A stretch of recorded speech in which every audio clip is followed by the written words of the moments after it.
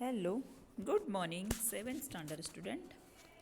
आज हम करने जा रहे हैं पाठ 8 जिसका नाम है मुस्कान के मोती।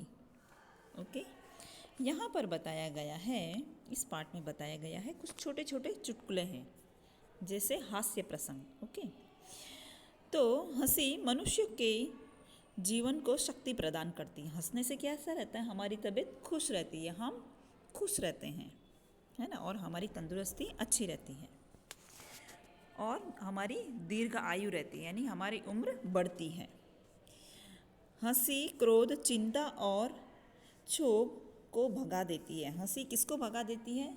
जो हमारे पास दुख होती है, परेशानी होती है, गुस्सा होता है, चिंता होता है, उसको छू मंतर कर देती है, भगा देती है।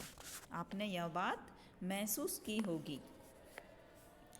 ओके, साथ ही वह सुख और स्वास्थ्य की चाबी है। हंसी क्या है? हंसना, ठहाका लगाना, यह क्या है? स्वास्थ्य की चाबी है। आपको पता होगा गार्डन में लोग सुबह सुबह जैसे जो एज वाले हैं वो लोग जाते हैं, फिर खाली खाली हंसते हैं ना, हाथ ऊपर करके हा हा हा हा हा हा, ऐसे खाली खाली हंसते तो उनको रियल में हंसी आ जाती, तो उनके शरीर में स्फूर्ति छा जाती है, ताजगी आ जाती है ना।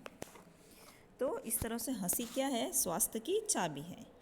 हमारे चारों ओर भी हास्य की विपुल सामग्री उपलब्ध है। बहुत सारी सामग्रियाँ उपलब्ध है। सामान यानी साधन, कोई किसी भी बात में हम हंसी मजाक कर सकते हैं, पर आवश्यकता सिर्फ इस बात की है कि हम उसको पहचानना सीखें। मुस्कान के मोती के रूप में यहाँ ऐसे ही कुछ चुटकुले दिए गए हैं।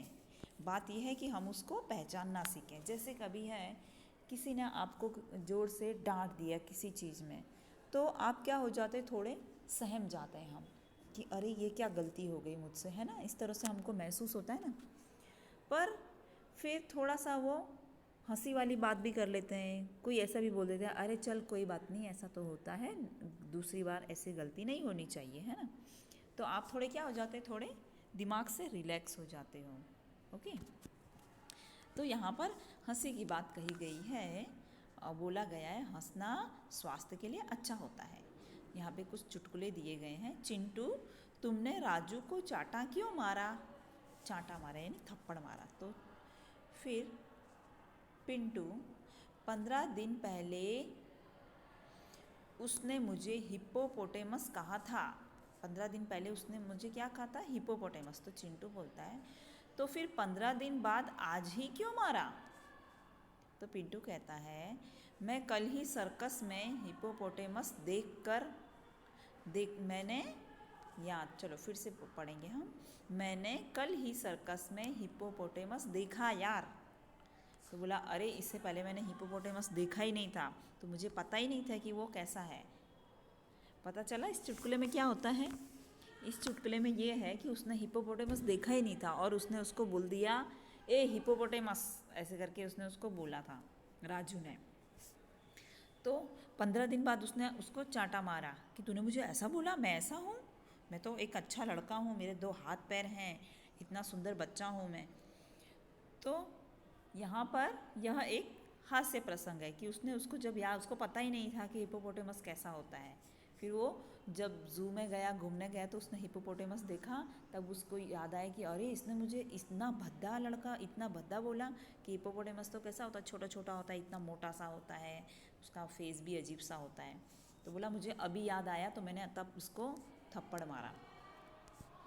चलो, पति, अब मैं भुलक्कड़ नहीं रहूँगा, मुझे सब याद रहेगा। तो पत्नी बोलती है वह कैसे? फिर बोलती है वो, देख मैं एक नई किताब खरीद लाया हूँ जिसका नाम है याद रखने के 1000 तरीके। यहाँ पे पति क्या किताब खरीद के लाया है कि जिसका नाम है याद रखने के 1000 तरीके। पत्नी कहती है हाय राम, यह किताब तो आप 10वीं बार ले आए। यह किताब वो कितनी बार ले आया? 10वीं बार ले आया, यानी उसको इसमें भी एक हास्य प्रसंग होता है ना, हंसी आती है इस बात में भी कि वह पति बोलता है कि मैं भुलक्कड़ नहीं रहूँगा, मैं एक ये किताब ले आऊँ, जबकि वो उसकी वाइफ बोल रही कि ये तो आप 10वीं बार ले आए हो, आप तो एक को तो इतना भी याद नहीं है कि पहले भी लाए हो आप ये किताब। फिर दूसरा प्रसंग देखते हैं हम यहाँ पे। भिखारी, 1 रुपया दे दो साहब, कल आना। फिर भिखारी क्या बोलता है, कल आने के चक्कर में इस मोहल्ले में मेरे लाखों रुपए फंसे हैं। लाखों रुपए फंसे हैं, यानी वो जो भी उसको बोल रहा है ना कल आना, तो वो उसको गिनता जा रहा है। तो बोल रहा है कल आने के चक्कर में, तो सब लोग बोलते हैं ना जैसे अरे कल आना, आज नहीं कल आना। तो बोला ऐसे में, तो वो अपनी काउंटिंग कर रहा है कि मेरे इतने तो लाखों रुपए फंसे हुए हैं। इस तरह से बात कर रहा है। तो वो भीख मांग रहा है, ऊपर से अपना इस तरह से दौस भी जमा रहा है कि मेरे तो लाखों रुपए फंसे हैं कल आने के चक्कर में। चलो, शिक्षक, रमेश, 50 में कितने कम करने से 5 बचेंगे? गुरुजी, 0 निकाल दीजिए। ये देखो इसने क्या बोला, उसको मैथ्स का सम्स बोल रहा था कि 50 में कितने कम करने से 5 बचेंगे। तो 50 में जैसे 45 कम करो तो 5 ही बचेंगे ना। तो यहाँ पर यह बोल रहा है कि गुरुजी 0 निकाल दो, पीछे से 0 निकाल दो तो 5 बचेंगे। फिर यहाँ पे सुशील, मेरे पिताजी जब माचिस की डिबिया खरीदते हैं तो सारी तिल्लियाँ गिनते हैं कि कहीं कम तो नहीं। इस तरह से वो गिनते हैं। गीता, मेरे पिताजी माचिस की डिबिया खरीदते हैं तो सारी तिल्लियाँ जलाकर देखते हैं कि कोई तिल्ली खराब तो नहीं। अरे रे, जब जला देंगे तो उसके बाद खरीदने का कोई मतलब ही नहीं है ना। एक एक करके जला करके देखने की क्या ज़रूरत है। अगर इस तरह से होगा तो हम कैसे काम करेंगे, तब तो काम हो ही नहीं पाएगा, है ना। तब तो हमको माचिस का डब्बा पूरा मिलेगा ही नहीं अगर हम उसको एक एक जला के देखेंगे। सुरेश, यह टायर कैसे पंचर हो गया? महेश कहता है, एक कांच की बोतल पर चढ़ गया था। सुरेश, क्या तुम्हें बोतल नहीं दिखाई दी? क्या बताऊं यार, वह तो उस आदमी की जेब में थी जो मेरी कार के नीचे आ गया। अरे बाप रे, इसने तो आदमी को ही कुचल दिया। तो भी कितने आराम से बात कर रहे हैं, देखो तो। फिर से पढ़ेंगे हम। सुरेश, यह टायर कैसे पंचर हो गया? एक कांच की बोतल पर चढ़ गया था। कांच की बोतल पर चढ़ गया था इसलिए पंचर हो गया। क्या तुम्हें बोतल नहीं दिखाई दी? क्या बताऊं यार, वह तो उस आदमी की जेब में थी जो मेरी कार के नीचे आ गया।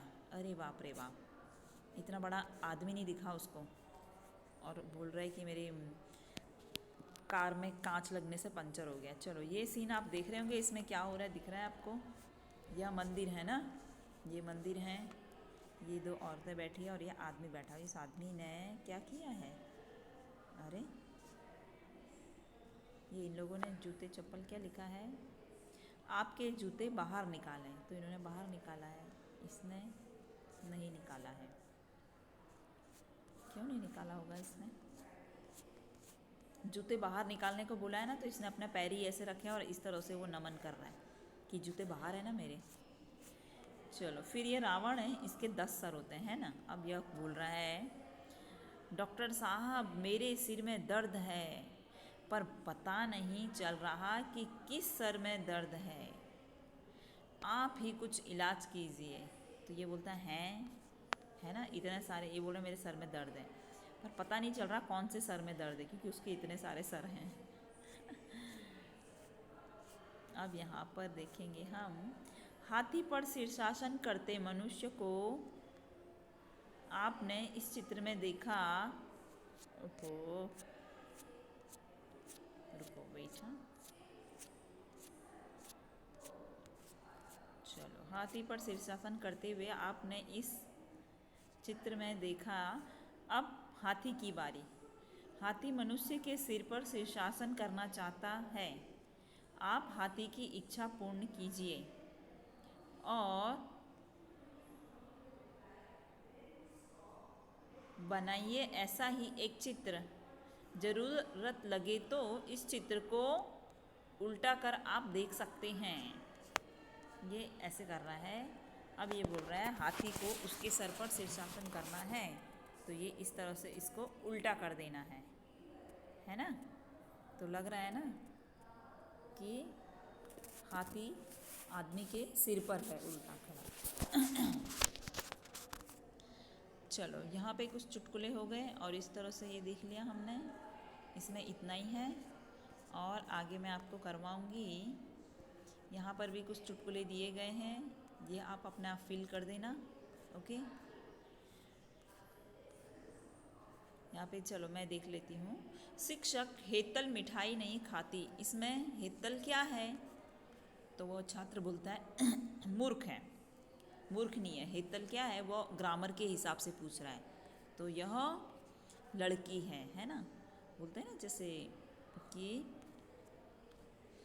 जैसे नाउन बोलते हैं या संज्ञा है, तो जो हेतल है वो क्या है? संज्ञा है, व्यक्तिवाचक संज्ञा है ना।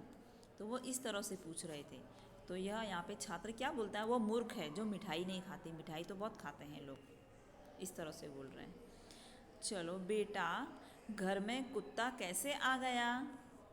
तो बेटा क्या बोलेगा यहाँ पर कि तुम तो घर में थे तो भी घर में कुत्ता कैसे आ गया? तो यहाँ पे बेटा बोलेगा कि वह चल कर आ गया।